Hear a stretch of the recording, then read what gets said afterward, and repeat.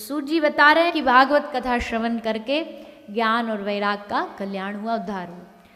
अब आगे कहते वह बात इतनी नहीं है, हम आरती में गाते हैं ना, श्रीमद् भागवत भगवान की आरती, पापियों को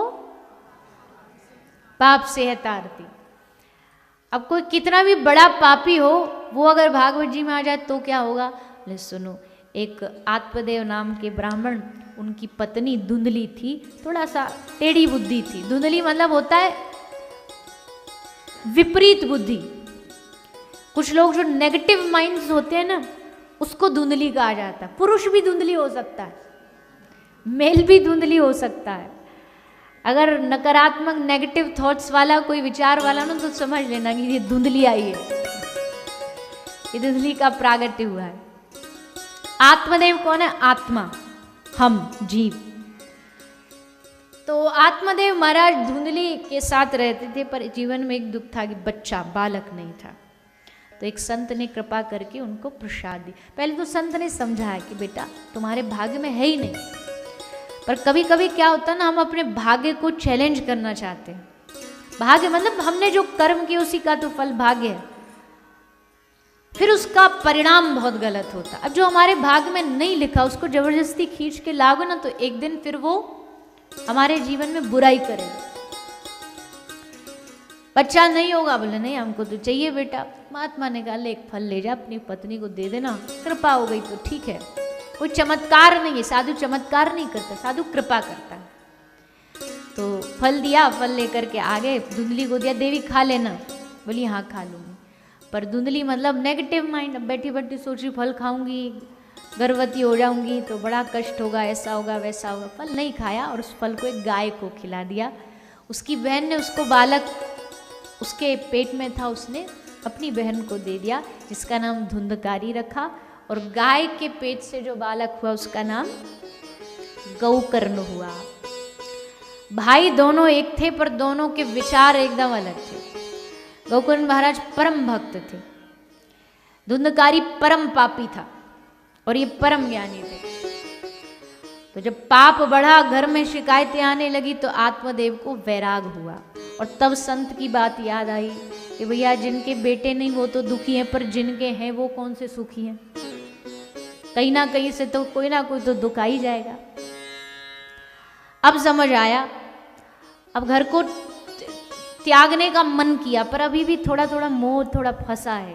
तो गौकर्ण महाराज ने मोह त्यागा, उपदेश दिया, देहेस्ति मांस रुधिरे भिमतिम त्यजत्वम जायाशुतादिषु सदा ममताम विमुंचः पश्यानिशं जगदिदं क्षणभंगनिष्ठं वैराग्य राग रसिको भव भक्तिनिष्ठ धर्मं भजस्व सततं त्यज लोक धर्मान् सेवश्य साधु पुरुषान् जहि काम तृष्णाम् अन्यस्य दोष गुण चिंतनमासु मुक्त्वा सेवा कथा रसमहो नितरां पिबत्वम्। देहेस्ति मांस रुधिरे, ये जो कंधे पे बोझ लेके चल रहे हो ना कि मेरे चलाने से घर चल रहा है, ये मोह त्याग दो।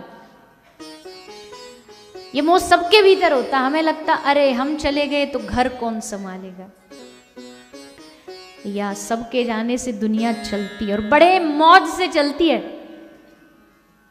ये गलत फहमी कभी मत रखना कि हमारे जाने के बाद दुनिया रुक जाएगी। दुनिया ऐसे ही भागेगी। हजारों आए, लाखों आए, लाखों गए, दुनिया नहीं रुकी। हम भी चले जाएंगे तो भी इस दुनिया पे कोई फर्क नहीं पड़ने वाला, एक गिनती बस कम हो जाएगी। कहीं सोचे बैठे हो कि मेरे करने से ही होगा, नहीं हो सकता। तो देहेस्ति मांस रुधिरे, यहाँ ये एक तरीके की यात्रा है। कभी आपने भारत में ट्रेन यात्रा करी है? बड़ी मजेदार होती है। सारी दुनिया की जर्नी उसके सामने फैले, इतनी मजेदार होती है। एक तो किसी को अब गुजरात से, अहमदाबाद से दिल्ली जाना हो, पहले तो नॉर्मल ट्रेन में बैठने का रूल है कि आते हैं तो सब कुछ ना कुछ लड्डू, कुछ नमकीन, मिक्सचर, बिस्किट, ये सब साथ में ला। उसमें भी कोई गुजराती हो तो फिर तो एक स्पेशल बैग होगा, खाखरा, गाठिया, फाफड़ा, थेपला, थेपला थेपला ने हमको बहुत बचाया है।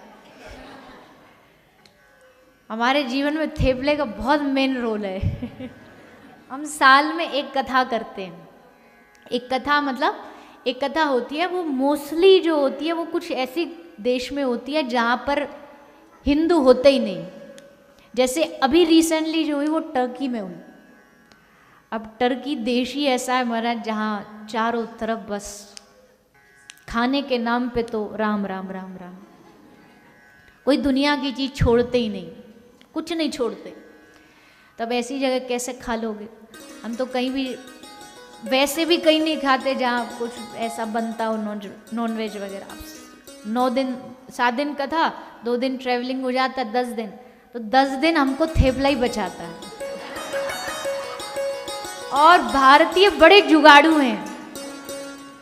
हम खूब पूरी, एक बैग भोजन का ही होता है, उसमें कुछ पैक्ड फूड होता है और थेपला होता है। अब थेपला हमको पहले पता नहीं था कि वो सूखा ही खाते थे। वो अब गुजराती जैसा नहीं बनता ना। अब हम तो ठहरे ब्रज वाले, कोशिश तो बना के जो माता बनाती है उन्होंने करी, पर उतना वो सॉफ्ट नहीं बनता, तो हल्का सा वो कड़ा हो जाता, हार्ड हो जाता है। तो फिर हमको किसी ने एक नया आइडिया दिया, वो भी कोई गुजराती था, तो उसने आइडिया दिया कि आपको गरम करना हो तो होटल में, अब माइक्रोवेव तो मिलता नहीं, पर हर होटल रूम में आयरन ज़रूर होती है। आपको भी बहुत काम आएगा कहीं करना हो तो। नया एक्सपेरिमेंट, घर से फॉइल पेपर ले जाओ, फॉइल के बीच में थेपला रखो और उस पर प्रेस कर दो, इतना सॉफ्ट हो जाता है जैसे अभी अभी गरम बन के आया हो। तो अथाणु और थेपला बस 10 दिन, और 10 दिन खा के ऐसा मन हो जाता है कि घर जाके कोई थेपला का नाम लेना तो बस। वो सिर्फ साल में 10 दिन ही काम आता है, उसके बाद तो उससे हमारी जय श्री राधे हो जाती है। अब हुआ है, बोले अब तुमको अगले साल ही याद करेंगे, अब बस की नहीं है। तो थेपला ले गए, सब सामान ले गए, ट्रेन यात्रा शुरू हुई। बैठे अकेले यात्रा कर रहे थे, जर्नी शुरू हुई। एक सामने एक दूसरा पैसेंजर आया, ये जीवन है, ध्यान से सुनना। अगला एक पैसेंजर आया, सामने बैठा, सामने बैठ कर के उसने अपना कुछ जो घर से लाया वो निकाला, आपने भी अपना निकाला, एक दूसरे को एक्सचेंज किया, आप ये ले लो, आप ये ले लो, दोस्ती हो गई। भैया तू कहाँ से? बोले हम वहाँ से, ऐसे करके दोस्ती। अब दोस्ती हो गई, लेकिन आपको जाना है अहमदाबाद से दिल्ली तक, उसका स्टेशन अगला ही आने वाला है, वो अगले स्टेशन पे उतरने वाला। आप उससे कहो नहीं नहीं भैया नहीं उतरना, आप हमारे साथ चलो। वो कहेगा भैया क्या करूँ, टिकट ही यहाँ तक थी, जहाँ तक जिसकी टिकट है वहाँ तो उतरना पड़ेगा। नेक्स्ट स्टेशन पे उतर गया। उससे नेक्स्ट स्टेशन पे फिर एक नया यात्री आया, उससे भी बातें हुई, उसने अपना खिलाया, आपने अपना दिया, बातचीत हुई। यानी कि कुछ नए पैसेंजर आते गए, कुछ पुराने उतरते गए, कुछ नए आते गए, यात्रा बढ़ती गई, और फिर लास्ट में जाके अब आपका स्टेशन आने वाला है। समझदार कौन? एक स्टेशन पहले से ही सामान अपना तैयार करने लग जाए, या मंजिल आने वाली है, पहले तैयार हो जाओ। लेकिन आप सामान न तैयार करके, आप सामने वाला, आपकी दोस्ती इतनी हो गई, आपकी टिकट भी यहीं तक, फिर भी आप कह रहे हो नहीं भैया हम आपको छोड़ के नहीं जाएंगे। उतरना तो पड़ेगा, नहीं उतरोगे तो काला जैकेट वाला आएगा, टीसी, वो आके उतारेगा, जबरदस्ती उतारेगा। जीवन भी ट्रेन की जर्नी जैसा है। हम बोर्ड हुए, पहला पैसेंजर मिला हमें माँ, पहली दोस्ती उससे हुई। फिर थोड़ा समझ आया तो पता चला ये हमारे पिता हैं, दूसरे पैसेंजर मिल गए। यात्रा आगे बढ़ी, कुछ नए पैसेंजर और मिले, भाई बहन हो गए, एक नए यात्री जुड़ गए। अब नए यात्री पैसेंजर जुड़ते जाएंगे, पुराने उतरते जाएंगे, दादा दादी वो चले गए, कोई और पुराने रिश्ते, फिर बड़े हुए माता पिता चले गए, नए आते गए, पुराने छूटते गए, जीवन चलता गया हमारा। और अंत में अब हमारा स्टेशन आने वाला, और हमारा स्टेशन आए उससे पहले समझदार कौन? जो पहले से तैयार हो जाए, प्रिपरेशन शुरू कर दे, तैयारी शुरू कर दे कि कभी भी बुलावा आ सकता है। राम बुलावा भेजिया, दिया कबीरा रोए। कबीरदास जी के पास मृत्यु आने वाली थी तो देखा कबीर रो रहे। सबने कहा अरे महात्मा, जबकि कबीर ने कहा कि जब हम पैदा हुए जग हंसा हम रोए, ऐसी करनी कर चलो हम हंसे जग रोए। और आप रो रहे हो, क्यों रो रहे हो? ले राम बुलावा भेजिया, दिया कबीरा रोए, जो सुख है सत्संग में सो बैकुंठ न होए, इसलिए रोना आ रहा। तो राम बुलावा भेजिया, तो राम बुलावा कभी भी आ सकता है, उसके लिए सबको पहले से तैयार रहना चाहिए।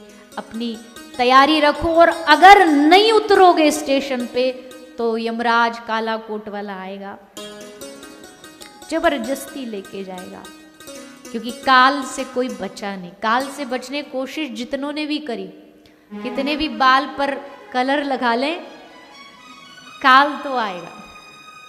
कितना भी धोखा देने की कोशिश करें, पर काल को पता कब आना। एक लड़का था, उसने सोचा यमराज जी को जरा घुमाते हैं। यमराज जी आए, उनकी अपनी एक लिस्ट होती है, आज इसको लेके आना, आज इसको लेके आना है।